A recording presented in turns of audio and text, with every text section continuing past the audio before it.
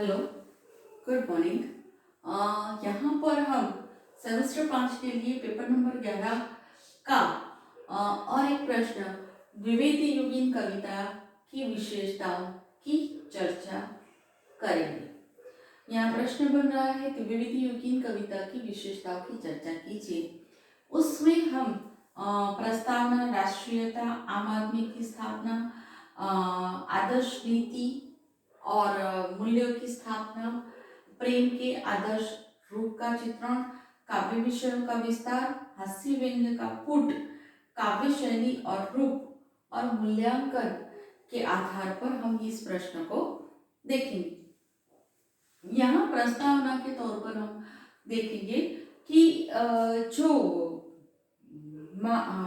महावीर प्रसाद द्विवेदी जी का काल था वह भारतेंदु हरिश्चंद्र के पश्चात का काल था। भारतेंदु हरिश्चंद्र के युग में शृंगारिकता की स्थापना थी और बहुत सारी बातें थी।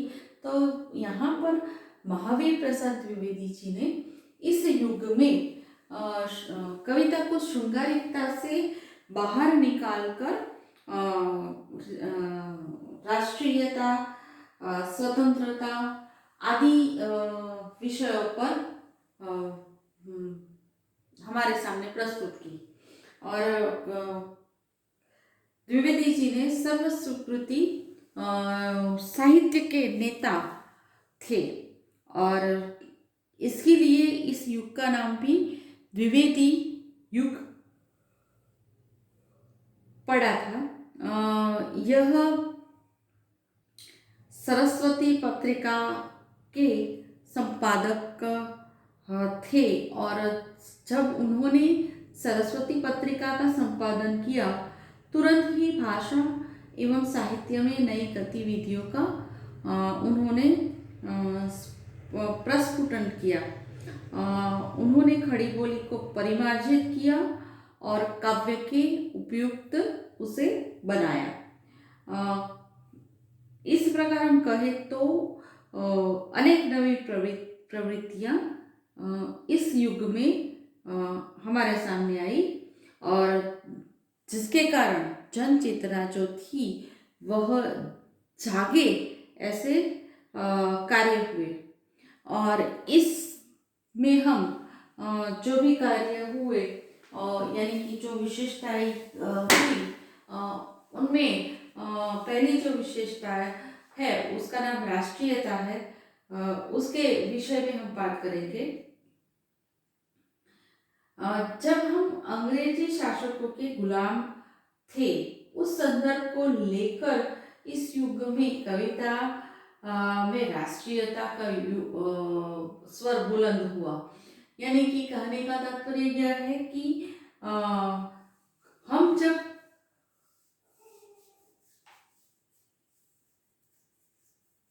गुलाम थे उस संदर्भ में उस बात को लेकर इस युग में कविताएं बनी जो कि राष्ट्रीयता की कविताएं थी। एक उदाहरण के तौर पे देखें तो देशभक्त वीरों मरने से नेक नहीं डरना होगा, प्राणों का बलिदान देश की वेदी पर करना होगा।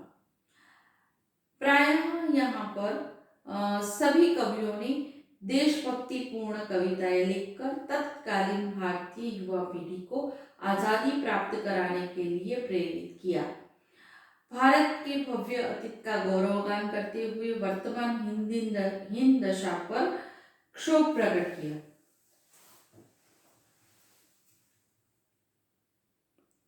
यहाँ पर कवियों ने अपनी बात रखते हुए कहा कि हम क्या थे, क्या है और क्या होंगे।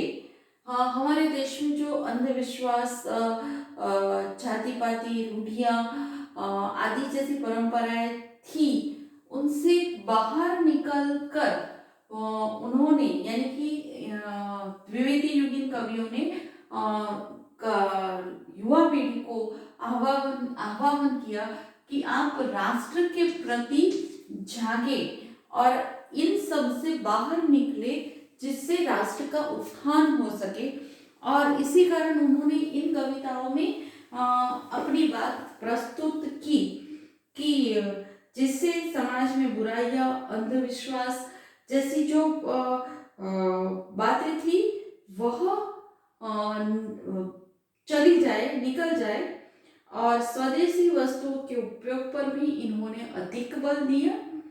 भारत माता के प्रति अपने कर्तव्य को इन कवियों ने, यानी कि जो द्विवेदी युगीन कवि थे, उन्होंने भारत माता के प्रति जो भी अपना कर्तव्य था वह बखूबी निभाया था, क्योंकि उन्होंने अपना कर्तव्य जो था कि नई पीढ़ी को एक रास्ता दिखाने का, वह रास्ता दिखाने का कार्य उन्होंने अपने कविताओं में किया था। आत्माभिमान एवं देशाभिमान को जगाने में यह कवि सदैव तत्पर रहते थे। श्रीधर पाठक की पंक्ति को यहाँ पर हम देखें तो वंदनीय वह देश जहाँ है, जहाँ के देशी निज अभिमानी हो। उनके कहने का मतलब यह है कि वह देश वंदनीय है जिसके देशी यानी जिसके रहने वाले, उस देश के जो वासी है वह अपने देश पर अभिमान करते हो, ऐसा उनका कहना है। अब हम देखेंगे आम आदमी की स्थापना या मानवतावादी विचारधारा। यह आम आदमी की स्थापना है, या उसे यह भी कर सकते हैं कि मानवतावादी की स्थापना। यहाँ पर कवियों ने क्या किया, तो यहाँ पर द्विवेदी युगीन कवियों ने जो नायक के रूप में अपने कविता में जिनका वे चित्रण कर रहे थे, वह नायक के रूप में आम आदमी को रख दिया। यहाँ पर आम आदमी के रखे जाने से एक यह बात यह हुई कि आम आदमी की जीवन की जो बातें थी, परिस्थितियां थी, वह यहाँ पर वर्णित होने लगी। और इसके साथ ही आम आदमी की जो त्रासदी थी या जो भी बातें थी वह यहाँ पर प्रस्तुत होने लगी। मनुष्य के बीच जो अंतर था वह यहाँ पर घटाने का प्रयत्न किया गया कि जिससे मनुष्य सभी एक समान बने, उनमें एकता बढ़े, ऐसे यहाँ पर प्रयत्न करे गए। यानी कि आम आदमी की स्थापना करके उन्होंने मनुष्य की जो जीवन की स्वाभाविक स्थितियों का अपने कविताओं में वर्णन किया और उसे नया रूप प्रदान किया। अनेक ऐसे विषय भी थे, जैसे कि कोई दीनहीन आदमी हो, कोई कृषक आदमी हो, कोई मजदूर आदमी हो, उनको भी उन्होंने इन अपनी कविताओं में विषय दिया और अपनी कविताओं में उन्हें लेकर नायक के रूप में लेकर एक कविता बनाई, जिससे एक अलग विषय हुआ और उनको उनकी कविता में रखने का उन्होंने प्रयास किया। ऐसी कविताओं में हम गुप्त जी की किसान, सियाराम शरण गुप्त की अनाथ, नथुराम शर्मा शंकर की गर्भरंडा रहस्य आदि महत्वपूर्ण है। इस प्रकार हम कह सकते हैं कि द्विवेदी युग जो था वह जनसाधारण को काव्य के अंदर ले आया था, या फिर ये कह सकते हैं कि द्विवेदी युग के काव्यों में जनसाधारण प्रतिष्ठित हुआ। अगला है आदर्श नीति और मूल्यों की स्थापना। यहाँ पर आलोच्य युग का काव्य नीति, आदर्श और नीति मूल्यों की स्थापना के लिए प्रतिबद्ध था। तो एक आदर्श राष्ट्र का निर्माण करना इन कवियों का प्रमुख लक्ष्य था। इन्होंने अपनी कविताओं के माध्यम से आदर्शों, मूल्यों एवं नीति मर्यादा की स्थापना की। इन्होंने राम, कृष्ण, बुद्ध और महावीर जैसे चरित्रों के माध्यम से समाज के लिए एक आदर्श कायम किया। कहने का तात्पर्य यह है कि यहाँ उन्होंने आदर्श तो दिए कि जैसे राम, कृष्ण जैसे पात्र आदर्श तो दिए, मगर उन्होंने एक लक्ष्य स्थापित किया था। इन आदर्शों के लिए, एक नीति के लिए, इन मूल्यों के लिए उन्होंने एक लक्ष्य यानी एक अलग से लक्ष्य प्राप्त बताया था और उनको उन्नत किया गया उनके द्वारा, यानी कि राम के पात्र के द्वारा, कृष्ण के पात्र के द्वारा उन्होंने इन आदर्शों को, यानी कि उनके वक्त की द्विवेदी परिस्थितियां जो थी उनकी जरूरत के अनुसार उन्होंने यहाँ आदर्श प्रस्तुत किए, नीति प्रस्तुत की, मूल्य प्रस्तुत किए और उनके द्वारा इन आदर्श नीति मूल्यों को प्रस्तुत करने के कारण नए आदर्श, नई नीति, नई मूल्यों की स्थापना हुई और एक आदर्श कायम हुआ। गुप्त जी ने कहा भी कि संदेश यहाँ मैं स्वर्ग का नहीं लाया हूं। जो उन्होंने साकेत में कहा है कि संदेश यहाँ मैं स्वर्ग का नहीं लाया हूं, इस भूतल को ही स्वर्ग बनाने आया हूं। आदर्श युवा पीढ़ी के निर्माण के लिए इन्होंने संयम और मर्यादा पर बल दिया है। मैंने कहा वैसे कि उन्होंने एक नए आदर्श की स्थापना की, नई नीतियों की स्थापना की, नए मूल्यों की स्थापना की, जो उस परिस्थिति के कारण जरूरी थे। ऐसे मूल्यों की द्विवेदी युगीन कवियों ने यहाँ पर स्थापनाएं की। इस प्रकार हम यह देख सकते हैं कि इस युग की कविता में उपदेशात्मकता, नीति, मर्यादा, आदर्श एवं मूल्यों की व्यापक स्तर पर स्थापना हुई है। अब आगे प्रेम के आदर्श रूप का चित्रण।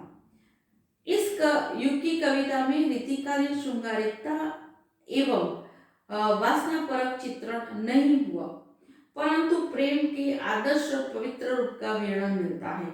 आपको टॉपिक के नाम पर ही ध्यान आ जाएगा कि प्रेम के आदर्श रूप का यहाँ पर चित्रण हुआ है, यानी कि कोई वास्तव चित्रण नहीं हुआ है, कोई श्रृंगारिक चित्रण नहीं हुआ है, पर जो कहने का तात्पर्य है वह प्रेम के आदर्श और पवित्र रूप के चित्रण की बात यहाँ पर हो रही है।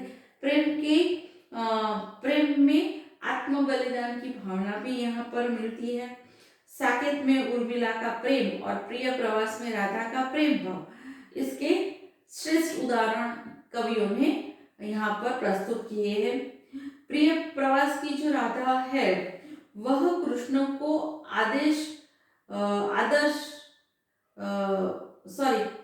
कृष्ण के आदेश को मानकर सारे संसार में अपने प्रियतम कृष्ण के दर्शन करती हैं, जब और विश्व प्रेमिका और विश्व सेविका बन जाती है। इसी प्रकार राम नरेश त्रिपाठी के एक काव्य में कुछ ऐसा कहा गया है, प्रेम स्वर्ग है, स्वर्ग प्रेम है, प्रेम अशंक अशोक, ईश्वर का प्रतिबिंब प्रेम है, प्रेम हृदय आलोक। यहाँ पर हम देख सकते हैं कि यहाँ कवियों ने आदर्श प्रेम का निरूपण किया है। हम इन उदाहरणों के द्वारा भी यह देख सकते हैं कि कवियों ने इस युग में अपनी कविताओं में आदर्श प्रेम का निरूपण किया है। अन्य एक विषय काव्य विषयों का विस्तार। अब इसका युग में जो कविताएं बनी वह अनेक विषयों पर बनी। मैंने यहाँ भी हमने देखा कि श्रृंगारिकता जैसे विषयों से बाहर निकलकर काव्य का विषय बदले, राष्ट्र प्रेम, देश प्रेम आया और उसी तरह अलग अलग कविताएं बनने लगी और इस तरह कविता के विषयों का यहाँ पर विस्तार हुआ। तुच्छ से तुच्छ विषय पर भी यहाँ कविता बनने लगी।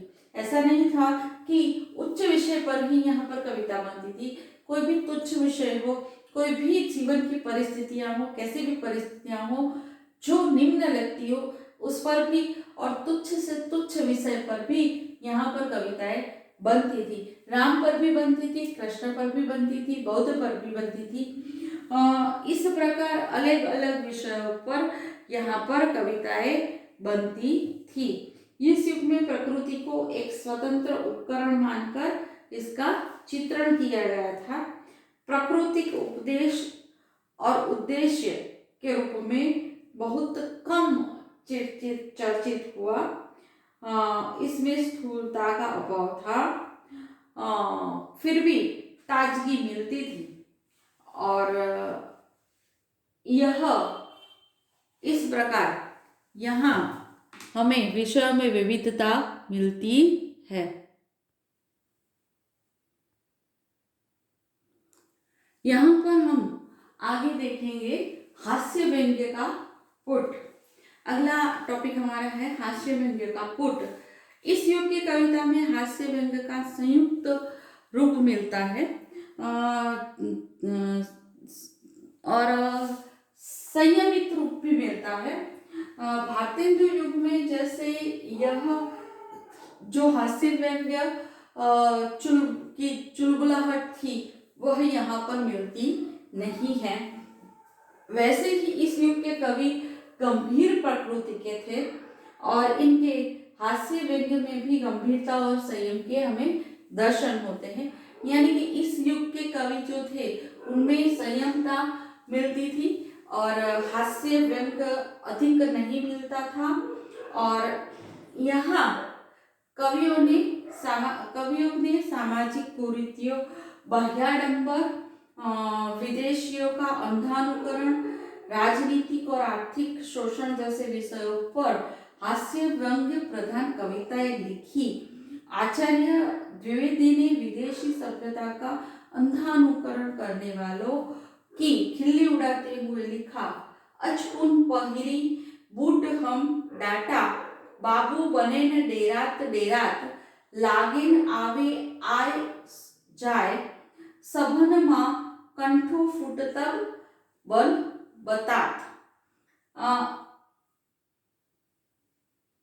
यहाँ पर कवि कहते हैं कि हमने बूट तो पहन लिया पर हम बाबू नहीं बन सके। और इसी प्रकार उन्होंने अंधानुकरण करने वालों को, पाश्चात्य शैली के अंधानुकरण करने वालों के सामने कटाक्ष प्रस्तुत किया है, व्यंग्य प्रस्तुत किया है, खिल्ली उड़ाई है। ऐसे ही अलग अलग कवियों ने भी अपनी कविताओं में अलग अलग हास्य व्यंग्य प्रस्तुत किए हैं। अंतिम एक है काव्य शैली का रूप। इस युग में मुख्य रूप से प्रबंध शैली को अपनाया गया था। खड़ी बोली का प्रथम प्रबंध काव्य प्रिय प्रवास इस युग में ही रचा गया था। गुप्त जी ने साकेत के आधे से अधिक भाग की रचना इस युग में कर ली थी। इनके रंग में भंग, पंचवटी, जयद्रथ और किसान जैसे खंड काव्य भी इस युग में रचे गए थे। इनके अतिरिक्त उद्धव शतक, मिलन, मौर्य विजय, प्रेम पथिक जैसे प्रबंध काव्य से इस युग का काव्य खजाना भरा पड़ा था। कहने का तात्पर्य यह है कि यहाँ पर काव्य शैली जो अपनाई गई वह प्रबंध शैली मुख्यतः अपनाई गई। सभी कवियों ने, ज्यादातर जो कवि थे उन्होंने यहाँ पर प्रबंध शैली में अपने काव्य लिखे और अलंकार के छंद और अलंकार के क्षेत्र में भी मौलिकता का उन्होंने परिचय दिया और हिंदी की जो सफलता उन्होंने हिंदी को सफलता यहाँ पर दिलाई। और हम इनके विषय में यह कह सकते हैं कि कला पक्ष की और भी इन कवियों का ध्यान अच्छा रहा, फिर भी भाव पक्ष की प्रधानता के कारण कला पक्ष इनका थोड़ा कम निखर कर हमारे सामने आया है। और मूल्यांकन में हम यह कह सकते हैं कि द्विवेदी युगीन कवियों का लक्ष्य केवल कविता करके मनोरंजन करना नहीं था, किंतु इनके माध्यम से अपने युग का दिशा निर्देशन करना भी था। आदर्श और मूल्यों की स्थापना से, प्रेम में त्याग और बलिदान की भावना से एवं आम आदमी के जीवन को महत्व प्रदान करते हुए इन कवियों ने भारत भूमि एवं भारत संतान का गौरव गान किया है। हम इनकी काव्यों की विशेषताओं के आधार पर हम यह सभी बातें इनके लिए कह सकते हैं। और कह सकते हैं कि इस युग में राष्ट्रीयता को जगाने का भी प्रयत्न किया गया और आम आदमी को भी उनकी कविताओं में स्थान मिला। तो यहाँ पर जो आदर्श नीतियाँ और मूल्यों की स्थापना हुई वह उच्च कोटि के बनाने की, मनुष्य के जीवन से संबंधित बनाने की स्थापना की, प्रेम के वासना युक्त चित्रण को नहीं परंतु आदर्श और सच्चे रूप को प्रस्तुत करने का यहाँ प्रयत्न किया गया। काव्य में अनेक प्रकार के विषयों को लिया गया और हास्य व्यंग का भी यहाँ पर प्रयोग किया गया, कम मात्रा में मगर अच्छा प्रयोग मिलता है। और काव्य शैली के रूप में यहाँ पर प्रबंध काव्य शैली को भी काव्य शैली को अधिकता प्रदान की गई। अंत में हम यह कह सकते हैं कि इन्हीं सभी विशेषताओं के कारण यह युग एक अद्वितीय युग बनकर हमारे सामने आया है। यहाँ पर इस प्रश्न की पूर्णाहुति होती है।